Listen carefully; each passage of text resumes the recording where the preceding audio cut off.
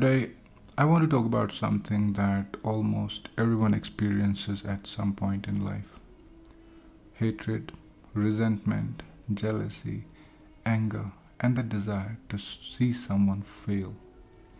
These emotions are powerful, they consume your thoughts, dominate your conversations, and quietly take control of your life without even you realizing it. Think about it. Have you ever been hurt so deeply by someone that you wanted them to suffer?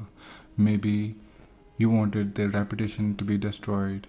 Maybe you wanted them to lose money. Maybe you wanted their relationship to fail. Maybe you wanted life to teach them a lesson.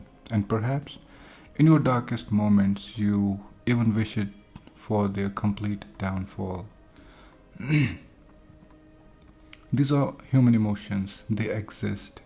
There is no point pretending that they do not. But there's a question worth asking: who is paying the price for carrying these emotions? The answer is usually not the person you hate, it's you. The person may be sleeping peacefully while you spend hours replaying conversations, imagining scenarios, planning responses, revisiting old wounds. The person is living rent free in your mind. Your mental space is occupied, your emotional energy is occupied, your attention is occupied. And your life slowly becomes centered around someone you claim not to care about. Hatred is a strange thing. It convinces you that you are attacking another person while in reality it is attacking you first. Every moment you spend feeding resentment is a moment not spent building your future. Every hour spent imagining revenge is an hour not spent improving your health, your finances, your relationships, your skills, your business, your career, or your dreams. Time is the most valuable commodity. Money can be earned, opportunities can return, even relationships can sometimes be repaired.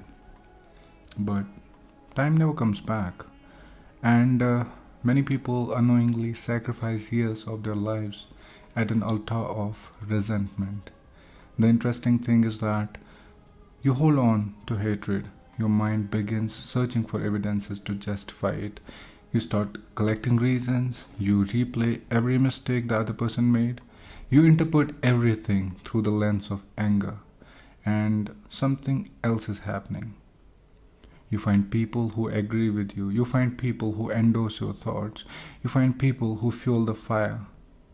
They may tell you stories, they may add assumptions, they may exaggerate facts, and sometimes they may even invent events that are not true.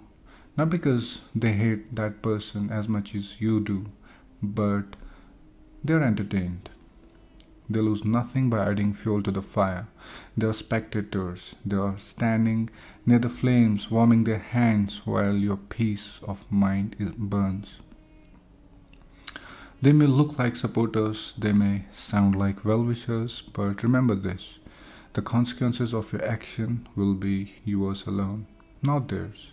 As the time passes, emotions settle, clarity begins to emerge.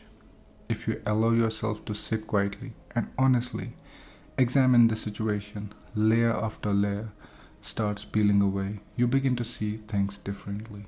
You realize that not every thought you had was accurate, not every assumption was true, not every story you told yourself reflected reality. And most importantly, you realize that carrying anger has become heavier than original injury.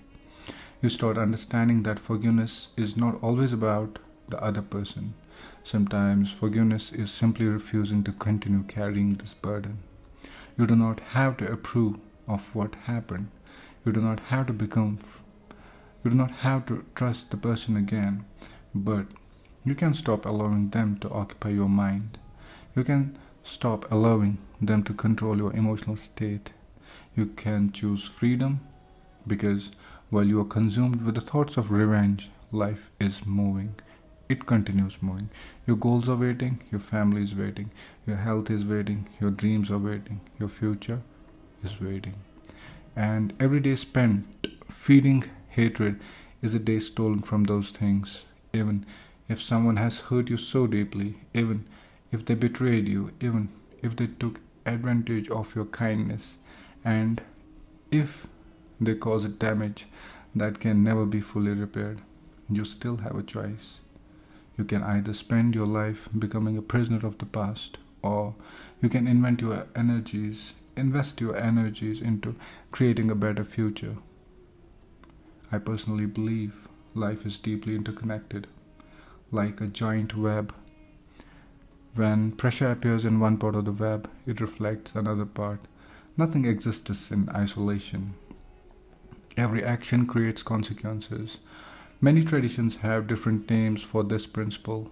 Some call it karma, some call it cause and effect, some call it divine intervention. You may believe in karma or you may not. That's entirely your choice. But there's wisdom in understanding that every seed eventually produces harvest. In Islam, there's a beautiful concept of tawakkul. Tawakkul means trusting Allah after making your efforts. Life is uncertain. You cannot control every outcome. You cannot guarantee results. You can only control your intentions, your actions, and your efforts. Think of planting a seed. You can place the seed in the soil. You can water it. You can care for it. But you cannot command it to become a tree. You do not create the wood. You do not create the roots. You do not create the fruit. You do not trust. You do not create the flowers. You trust the process. You trust the one who controls what you cannot. Life works the same way. Every day you are planting a seed. Through your thoughts, through your words, through your actions, through your intentions. The question is simple. What kind of seed are you planting? If you plant kindness, discipline, patience, compassion, integrity, eventually you will harvest fruits. If you plant hatred, jealousy, resentment, dishonesty, cruelty, eventually you will have thorns to harvest. And the same principle applies to the person who hurt you.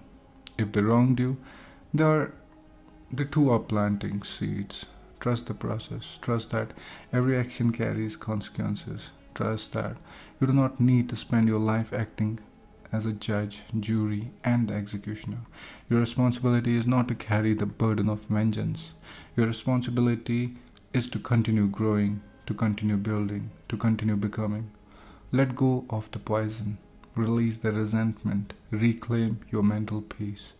Focus on your journey, because the greatest victory is not watching someone else's downfall. The greatest victory is creating a life so meaningful, so peaceful, and so fulfilling that people who once hurt you no longer occupy the space of your mind.